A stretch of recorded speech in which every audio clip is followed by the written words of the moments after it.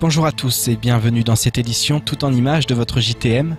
À la une de ce journal, la base désavoue les représentants de l'intersyndicale et du collectif. Lundi, les leaders du mouvement de grève ont appelé à la levée des barrages. Néanmoins, et en raison notamment du bras de fer diplomatique avec les Comores, les barragistes refusent de lâcher prise. Ce matin, de nombreux points de blocage étaient ainsi toujours d'actualité. Du côté des leaders du mouvement, l'impuissance est réelle, tandis que les conséquences de cette entrave à la circulation se font plus pesantes de jour en jour. Le point dans ce sujet, signé Amina Hariti et Leslie Vimenet. Alors que l'on croyait l'affaire résolue, voilà que la question de la levée ou non des barrages revient sur le devant de la scène.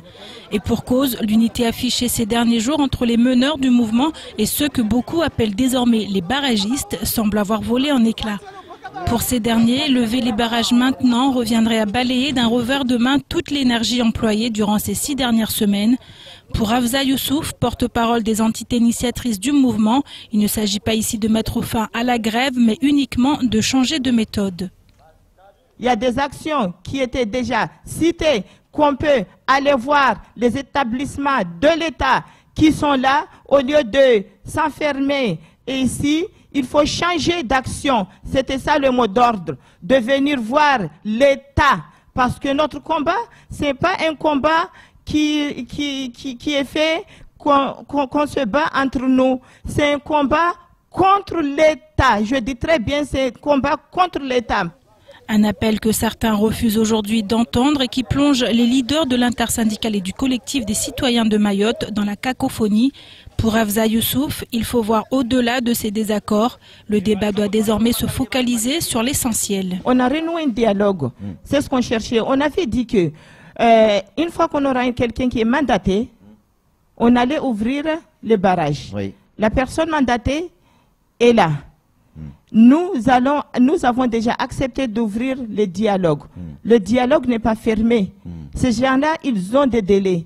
Et que si jamais ce délai-là, ils sont partis, qu'est-ce que va devenir la population mahoraise? C'est ce que de ça, nous cherchons à dialoguer et à travailler, en profiter de cette situation pour pouvoir... On a fait plusieurs grèves. Est-ce qu'on a été déjà attendu au niveau métropole? On n'a jamais été attendu. Là, on est attendu. Profitez-en pour pouvoir travailler. Travailler pour rétablir la situation et remettre le 101e département sur les rails d'un véritable développement. C'est désormais ce à quoi doivent s'atteler les forces vives de l'île aux Lagons. Et le moins que l'on puisse dire, c'est qu'il y a du pain sur la planche. En effet, si les dernières tendances enregistrées montraient des voyants au vert, vu de l'extérieur, c'est le climat de confiance qui risque fort d'avoir été entamé. Aujourd'hui, quand on regarde Mayotte, par rapport à tous les indicateurs qu'on sort, on devrait avoir beaucoup d'investisseurs.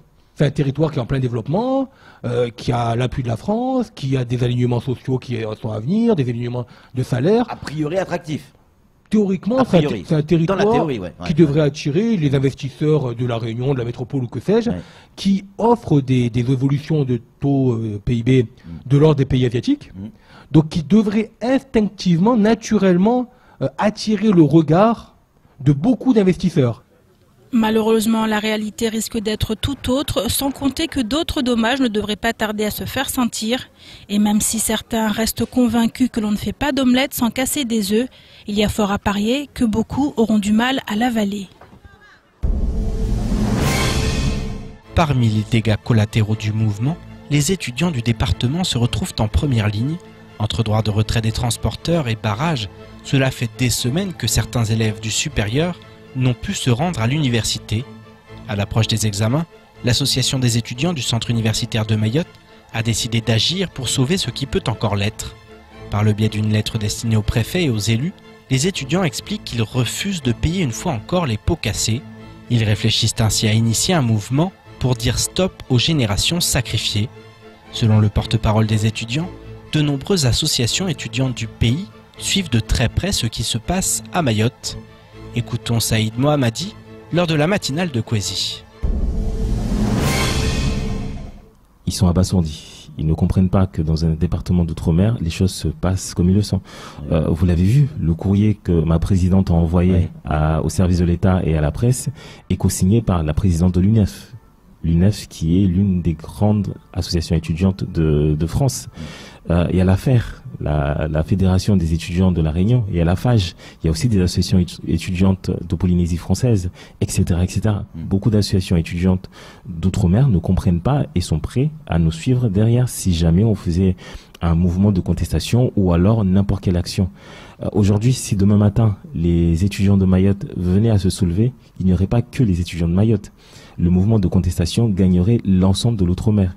Et qui dit l'ensemble de l'outre-mer dit forcément la métropole également, puisque on est en contact permanent avec d'autres associations ultramarines, mais également des associations d'étudiants métropolitains. Ce qui est en train de se passer à Mayotte, ce n'est pas 2011. 2011, c'était rien par rapport à ce qui va se passer dans quelques semaines. Et ce matin, le préfet Dominique Sorin s'est rendu au collège de Doujani, l'occasion pour le nouveau représentant de l'État à Mayotte d'avoir un aperçu du fonctionnement d'un établissement du second degré qui accueille pas moins de 2000 élèves quotidiennement. Dominique Sorin a également pu faire le point sur le dispositif mis en place par l'État afin d'assurer la sécurité des élèves et des personnels. Le préfet mais également les représentants de la mairie de Mamoudzou ont par ailleurs pu constater que de nombreuses habitations de fortune surplombent ce collège, ce qui engendre des nuisances. Le point sur cette visite dans ce sujet signé Abbas Alidi et Leslie Vimenet. Les nuits sont courtes pour le nouveau préfet du département. Ce matin dès l'aube, Dominique Sorin, accompagné notamment de la vice-rectrice Nathalie Costantini, a souhaité visiter le collège de Doujani. L'important était de montrer comment nous avions mis en œuvre l'organisation des personnes qui aux abords des établissements permettaient de sécuriser les abords et puis de montrer aussi comment fonctionnait un établissement scolaire du second degré. Alors Doujani, il est particulier parce qu'il a 2000 élèves avec une formation aussi de lutte contre le décrochage scolaire et donc ça permet à monsieur le préfet qui arrive d'avoir une vision un peu éclectique de ce qui se fait dans nos établissements scolaires. Le nouveau préfet a pu visiter cet établissement du second degré qui entre dans le cadre du dispositif mis en place par le gouvernement pour assurer la sécurité aux abords du collège, mais également dans les transports scolaires. Donc je suis venu voir le dispositif tel qu'il a été mis en œuvre, avec ici les forces de police, mais toute une série d'accompagnements aussi et de travail en cohérence avec la police municipale, avec le personnel de l'éducation nationale aussi, notamment avec les équipes mobiles de sécurité de l'éducation nationale, plus toute une série, notamment la réserve civile de la police, les services civiques aussi qui ont été engagés pour améliorer cette sécurisation. Et j'ai eu une belle mobilisation ici, parce qu'il y a aussi des parents d'élèves qui sont organisés pour accompagner les élèves autour du collège.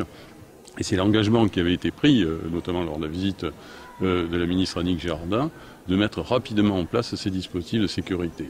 Si la sécurité représente une priorité, le préfet du département a pu se rendre compte que cet établissement est implanté dans une zone où les habitations de fortune sont nombreuses.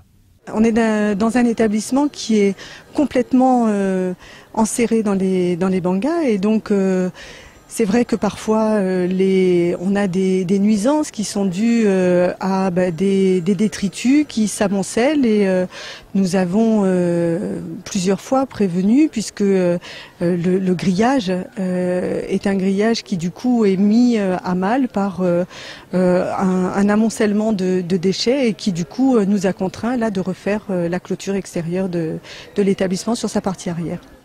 Alerté à plusieurs reprises par le vice-rectorat, ce matin, des représentants de la mairie de Mamoudzou étaient sur place pour constater les nuisances liées aux installations illégales qui surplombent le collège. Pour l'élu en charge de l'insertion, la municipalité va prendre à bras le corps ce problème. Le proviseur nous a dit que pendant la saison des pluies, il y a les déchets ménagers qui descendent dans le collège et c'est un problème. Donc je crois qu'on ira voir avec M. Majani, le maire de Mamoudzou, on ira voir ce problème parce que c'est inadmissible qu'on laisse des gens habiter en haut du collège et mettre n'importe quoi dans le collège. Installation illégale, surpopulation dans les établissements scolaires, problème de sécurité, problème d'hygiène. Durant cette visite, le préfet a pu se rendre compte que les défis sont nombreux pour l'éducation au sein du 101e département de France. Je vous propose maintenant de faire un petit tour du reste de l'actualité locale de ce mercredi 4 avril. De nouveau interpellé par une sénatrice du parti Les Républicains la semaine dernière, le ministre de l'Intérieur Gérard Collomb s'est montré plus précis quant aux moyens qui seront mis en place pour assurer la sécurité des Mahorais. Il a ainsi affirmé, je cite, que ce sont 124 gendarmes supplémentaires et 81 policiers de plus qui seront affectés sur l'île. Le département de Mayotte est également l'un des départements qui bénéficiera de renforcements supplémentaires dans le cadre de la police de sécurité du quotidien, et une ZSP sera créée sur Mamoudzou et les communes environnantes. Selon les premières informations, Dembéni et Koungou seraient les deux communes concernées. A noter que les zones de sécurité prioritaire ZSP sont un cadre d'action dans les quartiers touchés par la dégradation de l'ordre et de la tranquillité publique. Les moyens y sont renforcés en matière de prévention et de répression avec une mise en commun des forces de l'ordre. Selon le vice-rectorat de Mayotte, depuis 2017, les différents plans numériques mis en place ont permis à l'institution d'équiper en tablettes numériques 5 écoles de la commune de Bandrélé, 2 écoles de la commune de Sada et 6 écoles de la commune de Mtsangamouji. Dès la rentrée 2018, ces écoliers auront la possibilité de travailler sur tablette pour appréhender les apprentissages de diverses manières. La Caisse des dépôts et consignations vient par ailleurs d'allouer la somme de 350 000 € pour que le vice-rectorat puisse intégrer le projet Fluence. Ce dernier vise l'utilisation d'applications pédagogiques ludiques pour améliorer les compétences en lecture des élèves. Grâce à un partenariat avec le CNRS de Grenoble, dès la rentrée scolaire 2018, 900 élèves de CP répartis dans 21 écoles du territoire vont bénéficier d'un travail spécifique sur tablette permettant de renforcer leur niveau en compréhension de texte et en orthographe. Et au lendemain des engagements pris par le nouveau préfet du département, la Fédération syndicale unitaire a décidé de réagir en faisant part de sa position. Après examen du document de cadrage envoyé par Dominique Sorin, la Fédération constate que le gouvernement n'en reste qu'au stade des engagements. Selon la FSU, je cite, « Ces derniers restent trop vagues, trop généraux et n'entrent pas dans le cadre des négociations. » Or, de nombreuses discussions ont déjà eu lieu et tout a déjà été dit, notamment en ce qui concerne les mesures d'attractivité pour les fonctionnaires titulaires. Une simple prise en compte de la plateforme de revendication ne suffit pas, des mesures d'urgence doivent être appliquées. Dans ces conditions, le mouvement de grève continue et la FSU Mayotte soutient les syndicats qui poursuivent la lutte ce jour. Le préavis de grève reconductible déposé le 6 mars dernier couvre tous les agents de la fédération qui souhaiteraient se joindre au mouvement. On termine cette édition avec cette conférence de presse organisée ce jour à la préfecture de Mayotte en présence du docteur Emery, médecin du ministère de la Santé. Spécialiste des questions de santé au sein de la délégation interministérielle Ensemble pour Mayotte, il a accepté de faire le point sur le chantier de la santé. Un chantier immense qui poursuit un objectif clair, arriver à une offre de soins à Mayotte semblable à celle qui fait foi sur l'ensemble du territoire national. Coopération régionale, attractivité, ARS de plein exercice, certaines pistes se dégagent afin de parvenir à des solutions durables et efficaces. Le point dans ce sujet signé Abbas Alidi et Leslie Vimenet. Arrivée sur l'île vendredi dernier, la délégation interministérielle Ensemble pour Mayotte travaille d'arrache-pied afin de mener à bien sa mission. En début d'après-midi, le docteur Emery a tenu une conférence de presse afin de faire le point sur l'avancée des travaux dans un domaine où l'objectif est clairement défini. Les Mahoraises et les Mahorais doivent avoir confiance en leur système de santé. Cette confiance, elle passe par des engagements forts. L'engagement fort, c'est que le système de santé ici, à Mayotte, soit le même qu'au niveau national. Le même, ça veut dire les mêmes conditions d'accès aux soins pour les Mahoraises et les Mahorais, les mêmes conditions de qualité et de sécurité des soins pour que les patients soient pris en charge sur ce territoire dans des conditions optimales. Et ça nécessite qu'on y travaille. Alors il y aura dans les prochaines semaines un projet régional de santé. Il y aura dans le cadre de la mission qu'on fait actuellement des propositions spécifiques pour la santé. L'avenir du système de santé de Mayotte, il se construit ensemble avec les associations, avec les élus, avec les professionnels de santé. Un avenir pour la santé qui rime avec coopération régionale. En effet, selon le docteur Emery, il est primordial de regarder les îles alentours si l'on souhaite développer un système de santé à même d'éradiquer des maladies qui n'admettent aucune frontière. Ce qui est important, c'est de créer une convergence entre des voisins. C'est important dans beaucoup de domaines, mais c'est encore plus important en matière de santé. Je vais vous donner un exemple.